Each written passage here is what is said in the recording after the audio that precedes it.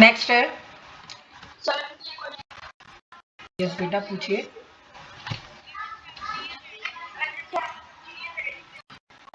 हाँ वो आपका मिरर हो गया।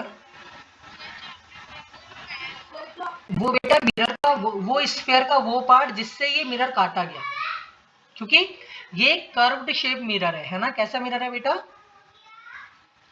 तो कभी ना कभी तो बेटा ये पूरा फुल स्फीयर होगा ना, अगर कर्व्ड है तो इसीलिए वो मैंने प्रिज्यूम करके इसको पूरा स्फीयर बनाया, तभी तो हमें एग्जैक्ट उसका सेंटर पॉइंट पता चलेगा। यहाँ पर उतने डिस्टेंस पे ही तो हम इसका पीछे वाला पॉइंट बना पाएंगे।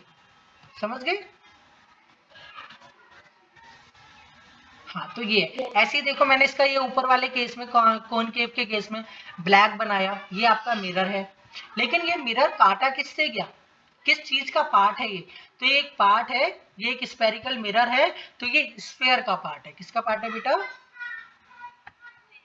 इसीलिए मैंने इसको एक पूरे को स्फेयर बनाया है ऐसे डॉटेड वाला, है ना, ताकि मुझे उसका सेंटर पता चल सके। और सेंटर कैसे पता चलेगा? स्फेयर से। जैसे एक सर्कल का होता है ना, बस स्फेयर और सर्कल में क्या फर्क होता है? सर्कल के अंदर गैप होता है, स्फेयर पूरा फिलअप होता है। बलून एक स्फेयर है, जबकि आपके जो रिंग्स होती हैं, वो जो बैंगल्स होते हैं, वो क्या है आपके? एक सर्कल है। समझ गए? बट सेंटर दोनों का होता है। आगे देखते हैं।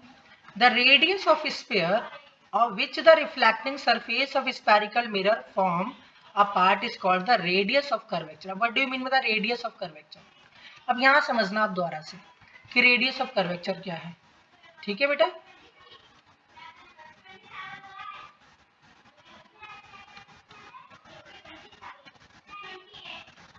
मिट क्यों नहीं रहा है? नहीं, ये तो मैं अलग अलग ड्रॉ करके अभी आपको समझा रहा हूँ, फिर बाद में आपको और पता चलेगा कि हमें आपको तो मैं अलग अलग इसलिए समझा रहा हूँ ताकि आपको सारी चीजें क्लियर हो जाए। समझ गए? हाँ आप एक ही उसमें बना सकते हो अगर आपको समझ आ रहा है तो। देखो, अब मान लीजिए ये मिरर है, ठीक है। अब ये कौन सा मिरर है? कॉनकेव मिरर है। अब यहाँ पर रेडियस ऑफ कर्वेचर क्या होगी? तो देखो, ये जो हो गया आपका पोल, और ये हो गया आपका सी, यानी सेंटर ऑफ कर्वेचर। अब ये जो डिस्टेंस है आपका, कौन सा डिस्टेंस? सी से पी तक का डिस्टेंस। समझ आया? यही होता है बेटा आपका रेडियस ऑफ कर्वेचर। क्या होता है? तो अगर आपसे कोई पूछेगा रेडियस ऑफ कर्वेचर क्या होता है, तो आप कहोगे distance from C to P. Distance from C to P, या फिर कहोगे distance from P to C. एक ही बात है, ठीक है। तो ये सेंटर ऑफ कर्वेचर। अब इसमें एक और चीज समझाता हूं आपको, इसी के अंदर, इसी फिगर के अंदर। अब अगर इस सी और पी के बिल्कुल मिड का पॉइंट लिया जाए, मिड मीन्स बिल्कुल बीच का पॉइंट लिया जाए, बिल्कुल सेंटर का, ठीक है, ये वाला पॉइंट, ठीक है। इस पॉइंट को कहते हैं बेटा एफ। क्या कहते हैं? यस, इसे कहते हैं एफ, ठीक है। और इसे कहते हैं बेटा आप फोकल लेंथ। क्या कहते हैं इसे? यस, ठीक है। अब इस ये अब ये फोकल लेंथ क्या होती है, इसको समझना पड़ेगा हमें। तो देखो, ये जो रेडियस का है हाफ है, ये रेडियस के दो पार्ट कर दिए ना आपने। तो देखो, अगर हमें इतना पार्ट निकालना है, केवल इतना, तो कैसे निकालेंगे? रेडियस का हाफ कर देंगे, है ना। और इतना भी निकालना है, तब भी क्या करेंगे? रेडियस का हाफ कर देंगे। तो अगर मैं आपसे कहूं, मुझे बताओ पी एफ निकाल के दिखाओ, तो कैसे निकालोगे पी एफ? रेडियस का हाफ करके, है ना। अगर मैं आपसे कहूं एफ और सी के बीच का डिस्टेंस निकालोगे, तब भी कैसे निकालोगे? तो एफ का फॉर्मूला क्या बनता है बेटा? आर अपॉन में 2। समझ आ गए? अब इससे एक और चीज हमारी समझ आ जाती है। देखो, जो फोकल लेंथ होती है वो रेडियस की हाफ होती है, ठीक है। एक तो ये फॉर्मूला बना इससे, और हम इस फॉर्मूले को ऐसे भी तो लिख सकते हैं कि जो, अगर मैं इसको ऐसे बनाऊं, एफ, इससे मैंने एफ बनाया, इक्वल आर, ऐसे भी तो बन सकता है ये फॉर्मूला, है ना? ऐसे नहीं बन सकता ये फॉर्मूला, 2 को उधर ले जाओ दूसरी साइड एफ की तरफ, ऐसे बन सकता है बेटा? ये 2 ये डिवाइड हो रहा है ना आर के नीचे, तो उधर एफ से मल्टीप्लाई कर दो। हाँ, वैसे तो आप दोनों केस में आर निकाल सकते हो इजीली, अपने आप ही ले जाओगे फिर। अगर आपको मैथ के स्टूडेंट हो, आपके पास मैथ तो है ही 10th में, तो इतना तो आपको पता ही होगा कि डिवाइड वाला दूसरी साइड मल्टीप्लाई होता है। तो फिर तो देखो, इस चीज में हमें 2 चीजें समझने को मिली। अगर हमें एफ निकालनी है तो रेडियस का हाफ कर दो, और रेडियस निकालनी है तो एफ का डबल कर दो, है ना? यही तो है। अब मैं आपसे पूछूं कि अगर हमारी फोकल लेंथ 10 सेंटीमीटर है, तो बताओ रेडियस कितनी होगी? तो आप डबल करोगे, क्या करोगे? यस, कहोगे 20, क्योंकि अगर आपको एफ गिवन है तो आप डबल करके आर निकालोगे, अगर आर गिवन है तो हाफ करके एफ निकालोगे। समझ गए? ये है इसको फॉर्मूला याद करने का formula. Okay, now imagine a straight line passing through the pole and center of curvature। अब देखो, एक लाइन होती है इसमें जिसे कहते हैं प्रिंसिपल एक्सिस। क्या कहते हैं बेटा? अब वो प्रिंसिपल एक्सिस क्या होती है, वो लाइन समझो। अब प्रिंसिपल एक्सिस क्या, देखो ये मान लीजिए मिरर है, ठीक है? ये क्या है बेटा? पोल। ये क्या है? पोल। ये क्या है आपका? सी, सेंटर ऑफ कर्वेचर। और ये क्या है बेटा आपका? एफ, ठीक है? अब इसके बीच में से जो लाइन जाएगी, जो इन तीनों से टच करेगी, ये वाली लाइन बिल्कुल स्ट्रेट लाइन, इस लाइन को कहते हैं बेटा प्रिंसिपल एक्सिस। क्या कहते हैं बेटा? Principal axis. बेटा इस लाइन को क्या कहते हैं? यस, इस लाइन को कहा जाता है प्रिंसिपल एक्सिस। ओके, देखो ये पोल है, ये एफ, ये सी, ऐसी लाइन जो इन तीनों से टच करती हुई जाए उसे कहेंगे प्रिंसिपल एक्सिस। ठीक है, ध्यान रखना, जो प्रिंसिपल एक्सिस होती है वो हमेशा पोल से टच होती हुई जाती है, हमेशा सी से भी टच होगी, एफ से भी टच होगी और पी से भी टच होगी। और ये बिल्कुल एक स्ट्रेट लाइन होती है, जरा सी भी डेविएट नहीं होती, यानी जरा सी भी मुड़ती नहीं है, ये एक स्ट्रेट लाइन है। ओके बेटा, इसे कहते हैं बिल्कुल बिल्कुल सब में सेम होता है बेटा। ठीक है, अब देखो वैसे अगर देखो, अब यहाँ देखो, इन्होंने देखो वैसे ही बना रखा है, सी जैसे बनाना चाहिए, जैसे जैसे जैसे हमने पहले बनाया था, है ना? देखो ये रहा, है ना? क्योंकि जिस साइड आपका फेस होगा सेंटर ऑफ कर्वेचर आपका उसी साइड आएगा। समझ गए?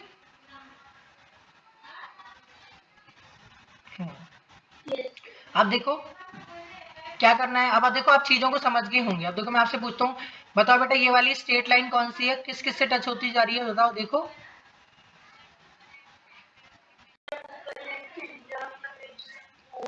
Principal axis. क्या कहते हैं बेटा? तो ये जो ब्लू वाली लाइन है वो प्रिंसिपल एक्सिस, पोल ये रहा यहाँ पर, और पी से एफ के डिस्टेंस को कहते हैं बेटा फोकल लेंथ। क्या कहते हैं? या फोकस लेंथ भी कह सकते हैं। ठीक है, फोकल, ठीक है। हाँ, तो ये होगी फोकल लेंथ, और एफ से सी तक को भी क्या कहते हैं बेटा? Focal length. लेकिन पी से सी तक को क्या कहते हैं? Radius of curvature. समझ आया? यही चीज मैंने आपको ऊपर भी समझाई थी, है ना? और देखो ये जो ए बी यहाँ पर डिनोट कर रखा है, यहाँ पर भी ए बी है, यहाँ पर भी ए बी है, ये क्या है आपका? ऑब्जेक्ट। ये क्या आपका? ये ओपन कर दे, ये क्या है आपका? ऑब्जेक्ट।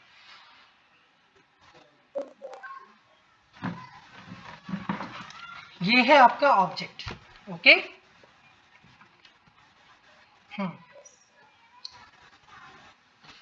तो आपको यहाँ पर जो भी बेसिक पॉइंट्स थे वो तो आपके यहाँ पर क्लियर हो गए कि आपके यहाँ पर क्या क्या बेसिक पॉइंट्स थे। ठीक है, अब आपको बेसिक पॉइंट समझ आने चाहिए। The paper at first begin burn produce smoke, eventually it may even catch fire. Why does it burn? अब देखो, कोई भी वो होता है पेपर, वो सबसे पहले बर्न होता है और फिर फायर पकड़ता है। आपने देखा होगा ना। बताओ कौन सा मिरर यूज करते हैं उस टाइम पर, जो हम कॉनकेव मिरर। क्यों? कॉनकेव मिरर क्या करता है? देखो, लाइट को एक ही पॉइंट पर फोकस करवा रहा है ना। देखो यहाँ पर एफ पे सारी। देखो जी, जो ऑब्जेक्ट है ना, ये ऑब्जेक्ट क्या होता है? ये रियल में ये ऑब्जेक्ट है आपका सोर्स ऑफ लाइट, जहां से लाइट आ रही है। जहां से क्या आ रही है बेटा?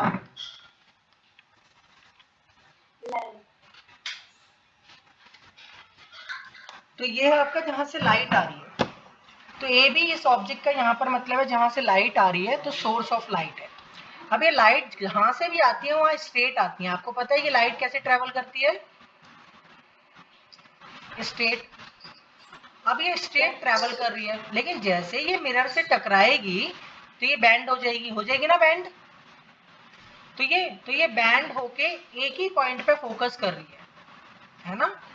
और ये किस केस में फोकस कर रही है? कॉनकेव मिरर के केस में। तो कॉनकेव मिरर के केस में जो लाइट्स होती हैं वो सेम पॉइंट पे फोकस करती हैं, इसीलिए कॉनकेव मिरर को यूज किया जाता है एज अ मैग्नीफाइंग लेंस के तौर पे। किस तौर पे बेटा? मैग्नीफाइंग लेंस होता है ना, जिससे वो जलाते हैं हम। कौन सा लेंस कहते हैं उसे? जिससे पेपर बर्न करा आपने कभी? जो एक कांच आता है उससे पेपर बर्न करते हैं। नहीं करा आपने कभी? हाँ, कॉनकेव मिरर होता है, उसके अंदर क्या होता है? हाँ, उससे ना लाइट क्या होती है, एक ही जगह पे फोकस हो जाएगी। अब आपको पता कैसे चलेगा वो फोकस हो रही है नहीं हो रही? तो मैं आपको एक एग्जांपल बताता हूँ कि आपको कैसे पता चलेगा कि वो फोकस हो रही है या नहीं हो रही। ठीक है, देखो, अगर किसी बड़े लाइट के सोर्स की एक छोटी सी बिंदु बन रही हो, तो आप समझ जाना कि बड़े लाइट से जितनी भी लाइट आ रही है वो एक छोटे से बिंदु में आ गई, यानी जो ऑब्जेक्ट था वो बिल्कुल छोटा नजर आ रहा है आपके लेंस के अंदर से पार होकर। इसका मतलब उस ऑब्जेक्ट से आने वाली जो उसकी ऑब्जेक्ट की खुद की जो इमेज है वो बहुत छोटी बन गई। क्या हो गई?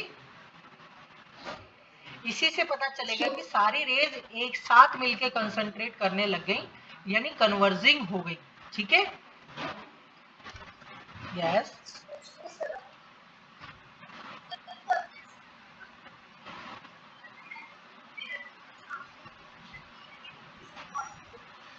देखो, वो मिरर है आपका, और वो मिरर है जो, देखो यहाँ पर स्पैरिकल मिरर और एक नॉर्मल मिरर में फर्क है।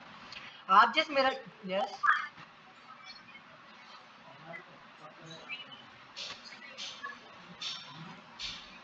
बेटा, मेरी बात सुनो। आप छोटे मिरर की बात कर रहे हो, लेकिन आप उस मिरर की बात कर रहे हो ना जिसमें आप अपना फेस देखते हो। बेटा, जो फेस वाला मिरर है उसे कहते हैं प्लेन मिरर। क्या कहते हैं उसे? और आप इस 10th क्लास में पढ़ रहे हो स्पैरिकल मिरर के बारे में। किस बारे में बेटा? स्पैरिकल मिरर में कभी भी आपका फेस नहीं दिखता। उसका रीजन क्या है? स्पैरिकल मिरर ट्रांसपेरेंट होता है। क्या होता है बेटा? क्योंकि अगर वो ट्रांसपेरेंट नहीं होगा तो सन से आने वाली लाइट जो है वो उसमें पार कैसे होगी, अक्रॉस कैसे होगी? समझ गए?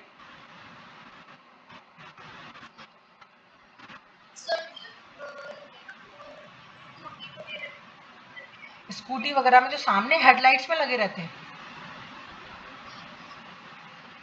या जो, नहीं बेटा, वो आपके प्लेन मिरर नहीं होते। वो आपके कॉन्वेक्स या कन्वर्जिंग मिरर ही होते हैं। हाँ बताओ, लेकिन आप क्या कह रहे हो? उसमें फेस दिख जाता है, बिल्कुल सही है, लेकिन वो कर्व्ड होते हैं। क्या होते हैं वो? कर्व्ड होते हैं। अब वो क्यों बनाए जाते हैं? देखो, वो भी एज अ कॉनकेव मिरर आपका यूज हुआ है। कौन सा मिरर यूज हुआ है वो? अच्छा, क्यों हुआ है, कैसे पता चला कॉनकेव मिरर यूज किया है? तो आप चीजों को समझिए। देखो, उस छोटे से मिरर में पीछे का कितना बड़ा बैकग्राउंड कवर होता है, होता ही नहीं होता? एक मिनट। तो छोटे से मिरर के केस में कितना बड़ा बैकग्राउंड कवर हो रहा है? तो जब वो इतने बड़े बैकग्राउंड को एक छोटे से मिरर में कवर कर रहा है, इसी को कहते हैं कि सारे के सारे पीछे के बैकग्राउंड, यानी ऑब्जेक्ट हो गया वो जो पीछे का बैकग्राउंड है जो मिरर में दिख रहा है, वो जो मिरर में दिख रहा है वो तो ऑब्जेक्ट की मेरी इमेज है, लेकिन जो जहां से वो इमेज आ रही है पीछे का जो बैकग्राउंड है वो ऑब्जेक्ट हो गया, और मिरर में आप जिस चीज को देख रहे हो वो आपकी इमेज हो गई। तो वो इमेज कितनी छोटी है पीछे वाले बैकग्राउंड की, इसी चीज से पता चलता है कि जो आपका मिरर है वो आपका कॉनकेव है। ठीक है, यस बेटा आप पूछो।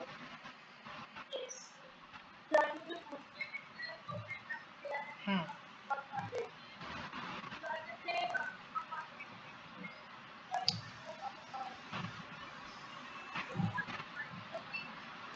ओके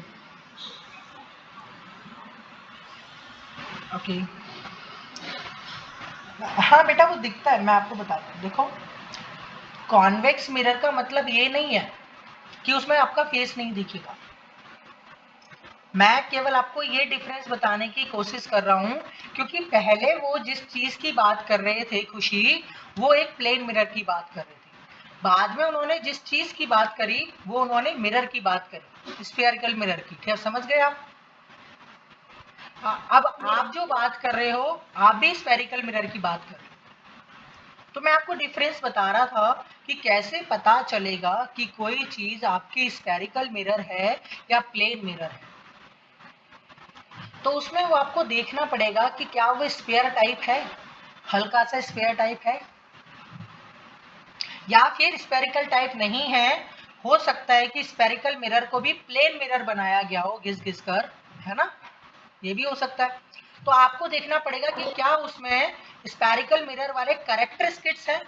जैसे मैंने क्या ऑब्जर्व करा, जब मैंने साइड की हेडलाइट देखी व्हीकल की, तो मैंने उसमें क्या क्या क्या देखा, मैंने देखा एक बड़े वाले व्यू को जो ऑब्जेक्ट है बिल्कुल उसे छोटे मिरर के अंदर कवर्ड किया जा रहा है ना, यानी सारी लाइट को एक ही पॉइंट पे कन्वर्स किया जा रहा है। इट मींस कन्वर्जिंग लेंस, और converging lens means concave lens. तो कॉनकेव लेंस को हम दूसरी लैंग्वेज में कन्वर्जिंग लेंस भी कहते हैं। क्या कहते हैं बेटा? क्या कहते हैं बेटा कॉनकेव मिरर को? यस, देखो यहाँ पर वर्ड लिखा है, मैंने जिसको अभी ब्लू किया है और अब जिसे मिटोया है, अब इसे दोबारा से रेड किया है। यस बेटा, हाँ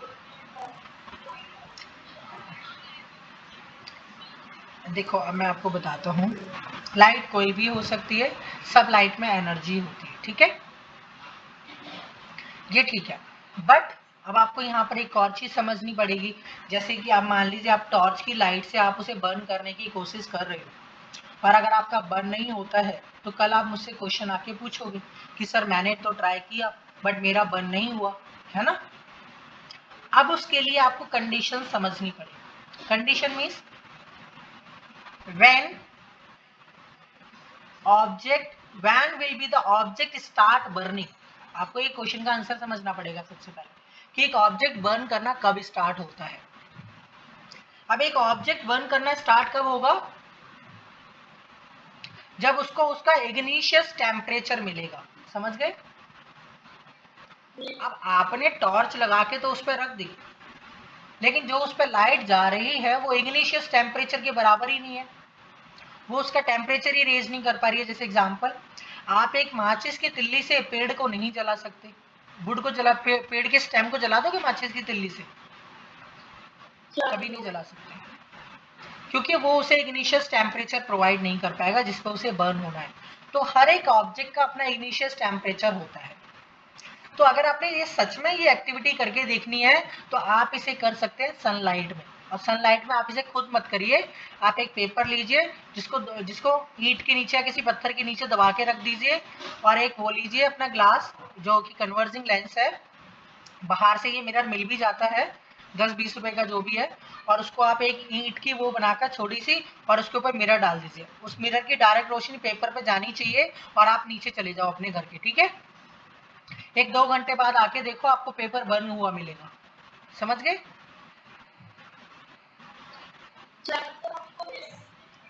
हाँ, क्योंकि मिरर के अंदर की जो लाइट है वो डायरेक्ट कागज के ऊपर आनी चाहिए, उस पेपर के ऊपर आनी चाहिए, तभी तो बर्न होगा ना। एक स्पॉट बनेगा पेपर के ऊपर बिल्कुल सर्कल कलर का, क्योंकि आपका सन सर्कल है, सन से लाइट आ रही है, तो सन एक ऑब्जेक्ट हो गया, और जो लेंस के अंदर से जो लाइट पास होके जा रही है पेपर के ऊपर, वो सन की इमेज है। वो सन की क्या है बेटा?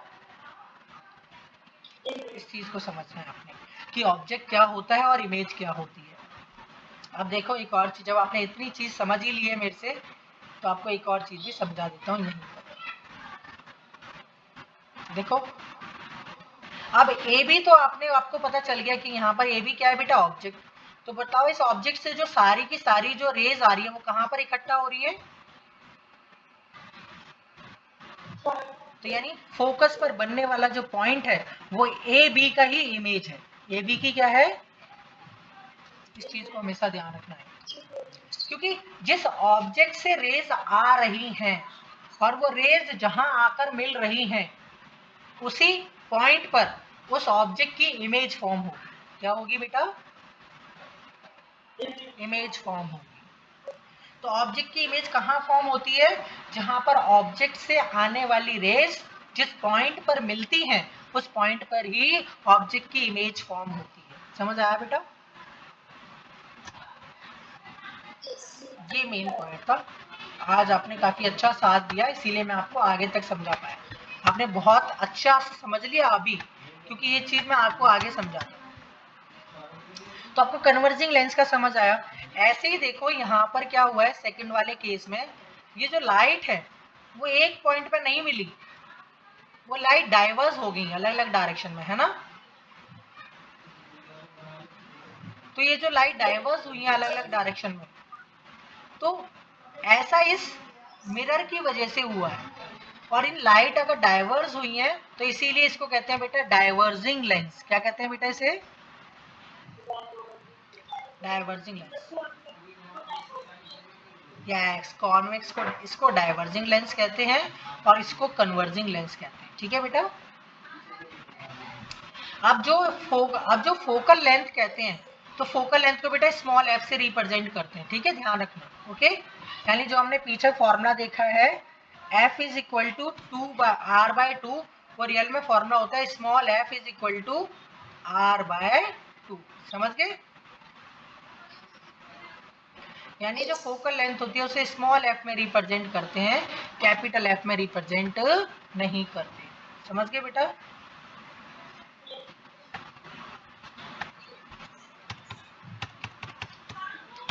अब मैंने जो आपको समझाया है वो मैंने आपको यहाँ तक समझा दिया। देखो आपने जो मुझसे आज समझ लिया वो यहाँ तक समझ लिया, बातों ही बातों में मैंने आपको इतना समझा दिया। लेकिन ये तब हो पाया जब आपने कोऑपरेट किया, आप मेरे से क्वेश्चन पूछते रहे।